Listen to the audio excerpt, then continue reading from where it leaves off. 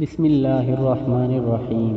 حضرت ابو زید اسامہ بن زید رضی اللہ تعالیٰ عنہما یہ رسول صلی اللہ علیہ وسلم کے آزاد کردہ غلام اور آپ صلی اللہ علیہ وسلم کے محبوب اور محبوب کے بیٹے ہیں۔ روایت کرتے ہیں کہ حضرت صلی اللہ علیہ وسلم کی ایک بیٹی نے آپ صلی اللہ علیہ وسلم کی خدمت میں پیغام بھیجا کہ ان کا بیٹا قریب المرگ ہے، آپ صلی اللہ علیہ وسلم تشریف لائیں اور آپ صلی اللہ علیہ وسلم نے ان کی طرف پیغام بھیجا کہ وہ سلام کہتے ہیں اور فرماتے ہیں کہ ان اللہ ما اخذ، اللہ کے لیے ہے جو اس نے لیا اور جو اس نے دیا۔ ہر ایک چیز کا ایک وقت مقرر ہے اور ہر چیز کی ایک مقدار مقرر ہے، تم صبر کرو اور ثواب کی امید رکھو۔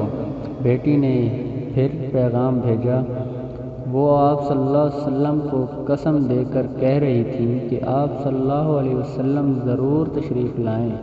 آپ صلی اللہ علیہ وسلم کھڑے ہوئے اور آپ صلی اللہ علیہ وسلم کے ساتھ سعد بن عبادہ، معاذ بن جبل، ابی بن کعب اور زید بن ثابت رضوان اللہ علیہم اجمعین کچھ اور آدمی بھی تھے۔ بچے کو آپ صلی اللہ علیہ وسلم کی خدمت میں پیش کیا گیا۔ آپ صلی اللہ علیہ وسلم نے اس کو اپنی گود میں بٹھایا اور بچہ اس وقت اضطراب و بے چینی میں تھا، چنانچہ آپ صلی اللہ علیہ وسلم کی آنکھوں سے آنسو بہہ نکلے۔ سعد بن عبادہ نے عرض کی کہ یا رسول اللہ صلی اللہ علیہ وسلم، یہ آنسو کیسے؟ تو آپ صلی اللہ علیہ وسلم نے فرمایا، یہ رحمت کے آنسو ہیں، اس رحمت کو اللہ تعالیٰ نے اپنے بندوں کے دل میں رکھ دیا ہے۔